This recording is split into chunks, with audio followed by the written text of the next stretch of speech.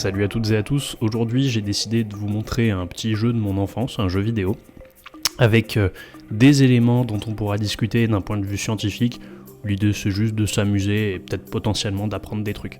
Donc je vous en dis pas plus et on va voir de quoi il s'agit. Dans ce jeu on joue un dinosaure avec un jetpack et un flingue et on doit remonter le temps pour récupérer des œufs juste avant l'impact de la météorite qui a tué les dinosaures comme par hasard. Vous pouvez le télécharger gratuitement et y jouer autant que vous voulez. Allez c'est parti, donc là j'ai 20 minutes avant l'impact de la météorite qui va détruire tous les dinosaures.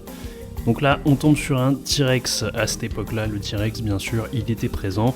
Donc là, vous voyez déjà, premier élément sur lequel on peut rebondir, c'est la taille des champignons. Clairement, peut-être un petit peu disproportionné. Je vais aller chercher un premier œuf. Hop. Vous voyez, là, je me prends des spores de champignons. En fait, c'est pas censé faire mal, hein. Les spores, c'est juste ce qui permet aux champignons de se reproduire. Les champignons, pour rappel, c'est pas des plantes. C'est pas des plantes. Des plantes on en a, là vous voyez on a une belle fougère. À part les fougères je saurais pas forcément identifier les autres plantes. Donc là-dessus s'il y a des botanistes en herbe. Donc là j'ai récupéré mon premier œuf et j'ai juste à aller le déposer dans un portail. C'est des œufs de ceux-là là, avec les plaques sur le dos et les pics sur la queue. On n'a pas intérêt à se prendre un coup, c'est ce qu'on appelle des stégosaures. Sur le plan scientifique c'est un peu foiré puisque il y a un décalage d'une centaine de millions d'années presque. Donc le stégosaure, il n'était pas là à l'époque de la météorite. On a des ptéranodons qui me jettent des pierres dessus et qui essayent de m'attaquer.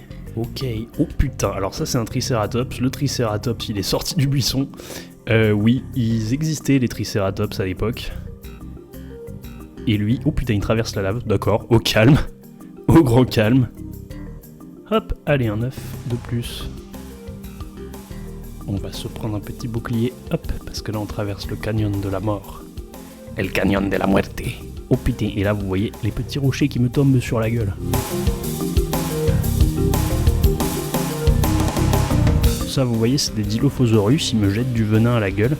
En fait pour celui-là ils se sont inspirés de deux espèces, à savoir le lézard à collerette qui existe actuellement et le cobra cracheur qui crache du venin. C'est marrant de voir l'impact que la culture populaire a eu finalement sur les représentations de ces espèces, alors qu'en fait c'est juste une pure invention de la part des auteurs du film, quoi.